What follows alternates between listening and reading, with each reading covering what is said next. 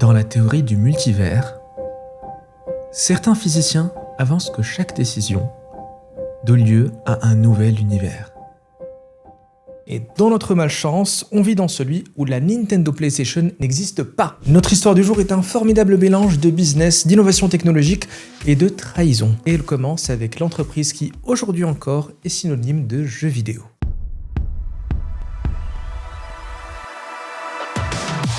On est dans les années 80, année où Nintendo surfe sur le succès de la NES. Alors que ses concurrents peinent à se reconstruire, Nintendo, elle, vend des consoles par dizaines de millions. C'était la période où les parents ne s'embêtaient pas à dire « Éteins ta Atari 7800 Pro System et viens manger ». Non, ils disaient « Éteins ta Nintendo ». Le problème quand on est au sommet, c'est qu'il faut se créer ses propres défis et que le moindre faux pas, la moindre erreur peut pousser vers le précipice. Et l'innovation technologique qui se profile dans le secteur concerne le stockage de données. Les grands éditeurs de jeux vidéo utilisaient jusque-là des cartouches pour stocker leurs différents jeux, mais ces dernières commençaient à montrer leurs limites. Le format qui devait et qui allait révolutionner ça, c'était bien entendu le CD. Plus facile à produire en très grande quantité, capable de stocker des heures de musique, c'était assurément la prochaine étape. Et tout le monde était plus ou moins d'accord sur le format de stockage, donc le disque, mais il n'était pas encore d'accord sur quel standard utiliser. Et on en a déjà parlé précédemment, mais les standards, c'est juste des réunions entre ingénieurs qui discutent la moitié du temps et qui passent l'autre moitié du temps à se crêper le chignon. Tout ça pour essayer de se mettre d'accord sur des technologies, des protocoles que tout le monde doit développer ou implémenter de la même manière. Leur objectif, c'est d'éviter que chaque entreprise développe ses propres technologies dans son coin et que ces dernières soient incompatibles entre elles. Et l'avènement du CD met Nintendo face à un sérieux dilemme. Est-ce qu'il faut développer une nouvelle console qui supporterait ce nouveau format de stockage, ou est-ce qu'il faut plutôt enrichir leur écosystème existant pour la NES et préparer l'arrivée de la Super NES ? Les concurrents NEC et 3DO développaient déjà leur propre console compatible CD, et Sega, le grand rival de l'époque, y pensait déjà aussi. Nintendo devait se décider rapidement et ne pas se louper, parce que sa place de numéro 1 était en jeu. Et pour l'aider à résoudre son dilemme, Nintendo décide de s'associer à un autre géant japonais.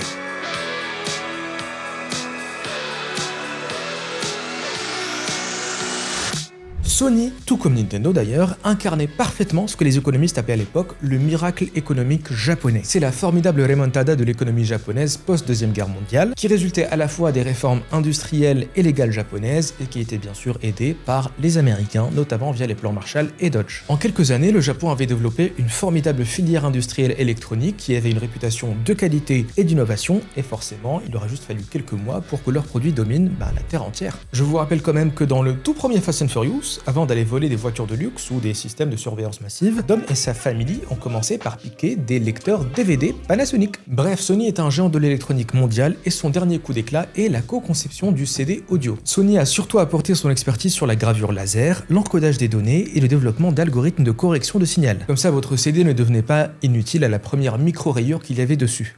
En théorie. Et après le succès du CD audio, Sony a contribué sur un autre format qui était lui plus généraliste et que vous avez sûrement connu, le CD-ROM. Le CD-ROM était lui destiné à stocker vraiment pléthore des médias, donc de la musique bien sûr, mais aussi des films, des jeux, des logiciels interactifs, etc. Et le CD-ROM va très bien marcher tout simplement parce que son rapport stockage-prix fiabilité était largement supérieur au support de stockage de l'époque. Tenez, voici un graphique des ventes des vinyles par année aux États-Unis. Est-ce que vous pouvez deviner quand est-ce que le CD-ROM a été inventé ? Bingo, 1982.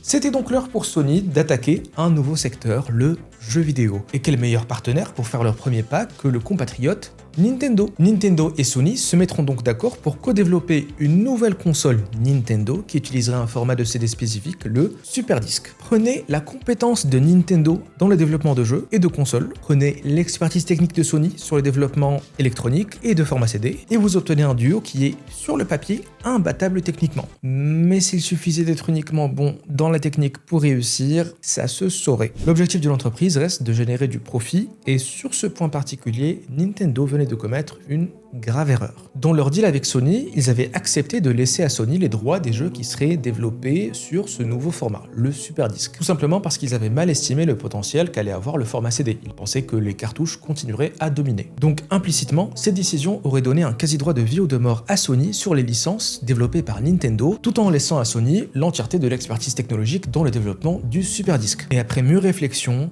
Nintendo décide que c'est un risque qu'ils ne sont pas prêts à prendre. Et c'est à ce moment qu'on se rend compte qu'on n'est pas face à une histoire de couple, mais celle d'un triangle amoureux.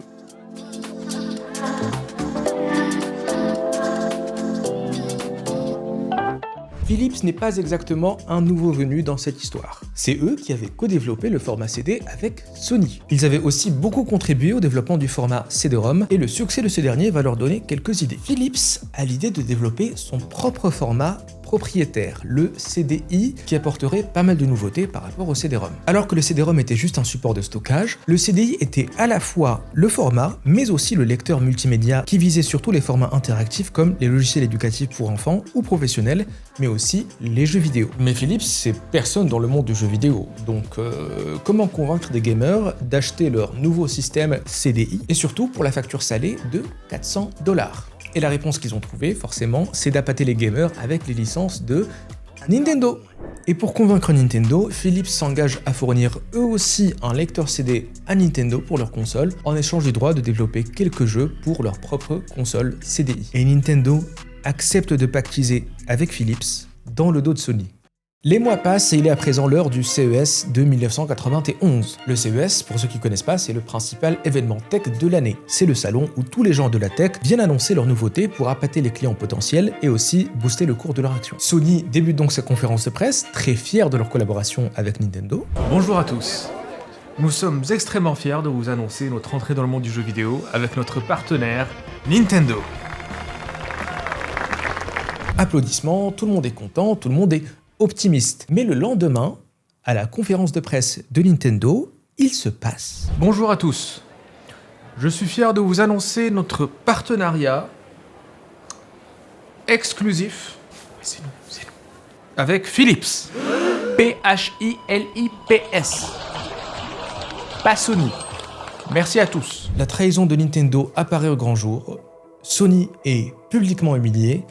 Et les deux entreprises sont forcées de retourner à la table des négociations. Sony est en droit d'attaquer Nintendo en justice parce qu'ils n'ont pas respecté leur contrat, mais ils se disent qu'ils ont encore besoin des licences de Nintendo pour éventuellement une future console Sony. Nintendo, quant à eux, ont un souci beaucoup plus concret. C'est Sony qui fournit les puces audio de la future console de Nintendo, la Super NES. Puce audio qui est d'ailleurs un argument de vente majeur de Nintendo face à la Mega Drive de Sega. Les négociations traîneront pendant des années pendant lesquelles sortiront quelques jeux Nintendo sur la fameuse Philips CDI, des jeux qui sont devenus célèbres par leur laideur et qui pousseront Nintendo à revenir au format cartouche. Définitivement. Philips de son côté n'arrivera jamais à imposer le CDI, que ce soit le format ou la console d'ailleurs, et finira donc par l'abandonner. Et Sony, qui avait été initialement humilié, se retrouve finalement bien content d'avoir évité tout ce drama. Après avoir vu l'horreur qu'étaient les jeux Nintendo sur la console de Philips, Sony prendra confiance en ses propres capacités techniques et décidera d'interrompre les négociations avec Nintendo. Ils lanceront finalement en solo leur console, la PlayStation, et le reste appartient bien sûr à l'histoire.